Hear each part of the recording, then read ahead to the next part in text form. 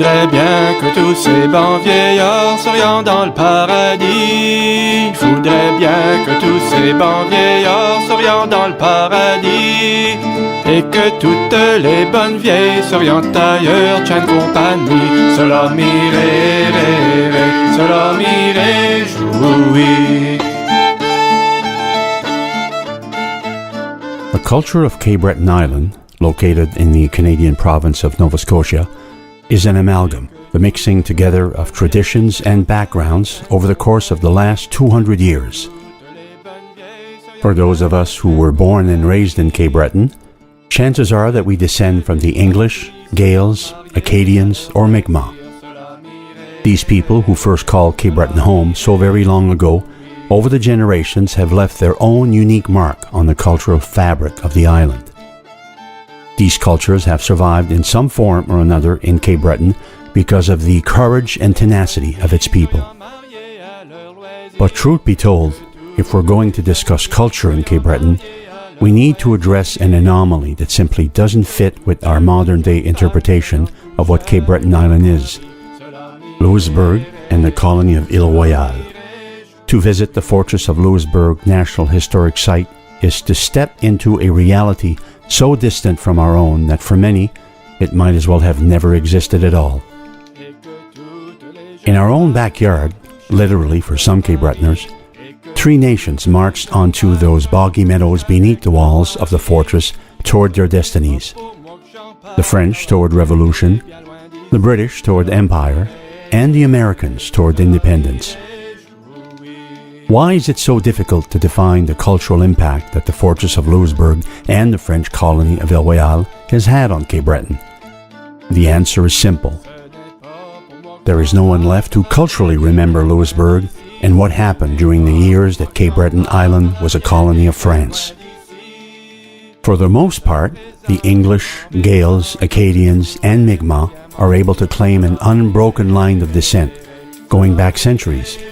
But this is simply not so for the French citizens who lived in Île Royale during the Ancien Régime nearly 3 centuries ago. Mais à présent je m'en reprends quand je pourrais peut-être bien mentir. Mais à présent je m'en reprends quand je pourrais peut-être bien mentir. Regardez une, regardez l'autre, regardez-les comme elles se font rire. Cela m'irait, cela m'irait. Welcome to the Lost World of Cape Breton podcast series. It's the goal of this project to delve into the world of early 18th century Cape Breton Island, when it was known as the colony of Île Royale. Through personal journals, memoirs, and correspondence from the 18th century, we will reconstruct the lives of people long gone, walk the roads that no longer exist, and retell events from a reality so very different from the one that the people of Cape Breton now know. The podcasts are based on 18th century documentation, and it is our hope that these productions will bring back to life long forgotten moments from Cape Breton's past. Our first podcast concerns a man named John Montresor, an engineer in the British Army and later chief engineer in America during the American War of Independence. In a time when people generally didn't travel more than 30 miles from their homes, this man saw more of the North American continent than many of us who live in North America presently. From the colonial frontier of the Appalachian Mountains to the cobblestone streets of New France, and then to the bustling city centers of the American colonies, Montresor seems to have always had a front-row view to history in the making. His career spanned 3 tumultuous decades, beginning in the 1750s and ending in the 1770s, and carried him into some of the defining moments of American and Canadian history. Miriam Tuba, writing for the New York Historical Society, aptly describes his everywhere footprints. Montresor was born in Gibraltar on the 22nd of April, 1736, to James Gabriel Montresor, also an engineer in the British Army, and Mary Hoswell. Before arriving in America with his father, He had spent some time in Minorca, as well as London, England, where he received his education. It was soon after his arrival in America that he joined a disastrous expedition to Fort Duquesne in 1755, later dubbed Braddock's Defeat. And so began 20 or so years of traveling in the British Army.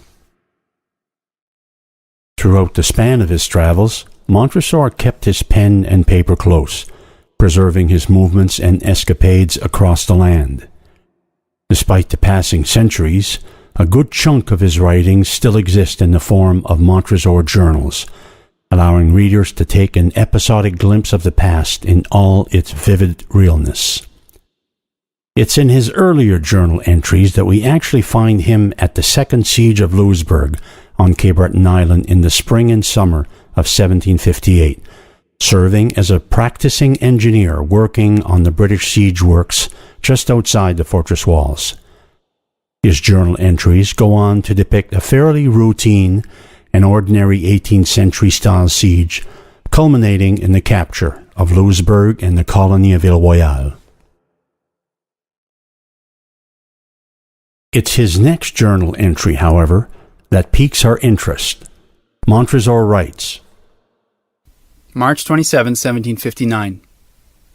Journal of a route from Louisbourg to Lake Labrador, taken with a pocket compass, and the distances computed with what remarks and observations it could be obtained at that season, as it was winter and the snow nearly 5 feet in depth.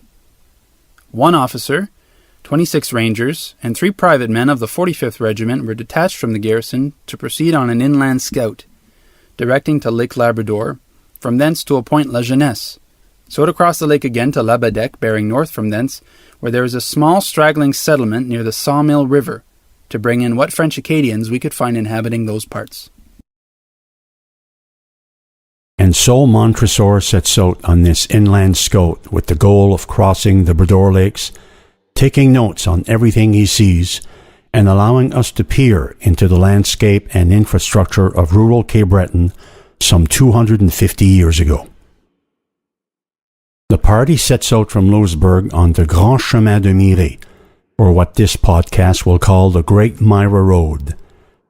This was a well-built road constructed in the 1730s by French engineers that ran from Louisbourg out to the Myra River, linking the many property owners in that area to the colony's capital. With over 25 bridges and at least 10 feet wide, this road was a critical piece of infrastructure for 18th century Cape Breton. It allowed movement to and from the interior of the island for hunters, landowners, millers, and also for couriers bringing official correspondence between Canada and Ile Royale. It is interesting to note that parts of the Great Myra Road have survived down to our day, although some areas have become overgrown and inundated over the centuries. They continue and pass by 4 Mile House through an area known as Cabinet Planchy, then by Portick's Farm and onward past present-day 12 Mile Lake to Lac Alerty, settling into a barn where they would camp overnight. No doubt it was actually Joseph Lartigue's property, a member of Louisbourg's Superior Council and judge in Louisbourg's only bailiff court, located somewhere in the vicinity of today's Fiddler Lake on the Gabarous Highway.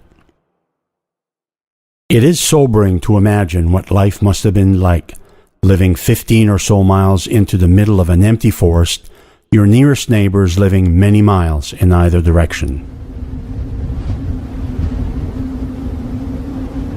The party is awakened the next morning by a storm, a mixture of snow and sleet, making their passage over the 5 feet of snow that had already fallen throughout the winter that much more difficult. As they continue their approach to the Myra River, Montresor describes passing through the burnt-out villages of Rouillé and the Village des Allemands in his journal. This spot was generally called by the French Les Déserts, the land being open and free from trees. These houses were built with logs and plastered, with small enclosures picketed in and parallel to the road. This village is terminated by the Sawmill Creek that runs out from the pond into the Lake Miré. After crossing the bridge commences another village, called by the French Village de Rouillé, burnt, situated on the ascent of Devil's Mountain. Both villages had been the ambitious plan of the Count de Raymond, Louisbourg's eccentric governor from 1751 to 1753, who was determined to settle soldiers on the Myra to help supply Louisbourg with grain. Some of the more questionable men from the garrison took him up on his offer, and he named the village after the French Minister of the Marine, Rouillé. Village des Allemands, on the other hand, was settled by a group of German migrants from the Palatine and Ruhr regions of Germany, giving us an idea of Cape Breton's diversity during this period. It seems that both villages, likely some 30 houses in total, were burnt to the ground to avoid them being used by the British during the spring of 1758. Although there is no neighborhood that corresponds to the location of these two villages today, the modern-day French village lake gives us a hint as to where they were actually situated. Montresor and the scouting party then crossed the frozen Myra River on foot, truly beginning their trek out of civilization and into the deep unexplored interior of Cape Breton. Not far away, a furnished home sits abandoned, slowly filling with snow. Here they make use of another one of Count de Raymond's ambitious plans, the Chemin Raymond, or Raymond's Road, a communication trail that ran close to 15 miles from the north shore of the Myra across the Brador Mountains to the shores of the Brador Lakes, ending in the vicinity of modern-day Big Pond or Benyon. Crosses with the words Chemin Raymond inscribed on them had been placed every 12 miles along the road, presumably as a distance marker, and Montresor notes the first of the markers were installed on the north shore of the river. Along with the Rouillé Road, which ran from modern-day Bedeque to St. Anne's, and a portage road cleared in St. Peter's, it allowed quick communication between the three principal settlements of Cape Breton Island, but they were highly criticized at the time for being strategically flawed. 2 days later, having climbed the Brador Mountains, Montresor makes record of their party standing at the summit, looking down onto the Brador Lakes only a quarter of a mile away. Having stopped, no doubt, to rest for a bit, Montresor takes the time to mark in his journal the location of a grave they had discovered atop the summit. Monsieur Lavue de Jambon, engineer employed making the road to St. Anne's. Who was this engineer? Where is the exact location of his grave? It's doubtful anyone today knows. It's likely that the brief notation Montresor gives us about this grave is the only record of this man's existence we have today. This little passage in Montresor's journal is so very interesting because it helps us grasp what happens when the human elements of a society are interrupted by upheaval. Entire lives slip through the cracks and are forgotten. Entire histories disappear. In the end, John Montresor never did complete his inland scout to the Sawmill River. The ice had thawed too much to be able to safely cross the lakes, and so he returned to Louisbourg. It could be said that the most successful thing he did during this week of traveling to the interior of Cape Breton Island was leave for us a small glimpse into a community whose stories people can no longer tell.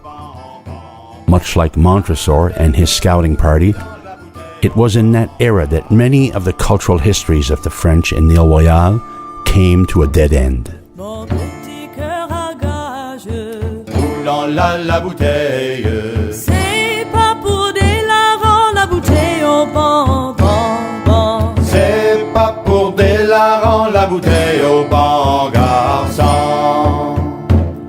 Quand j'étais su mon père, Quand j'étais su mon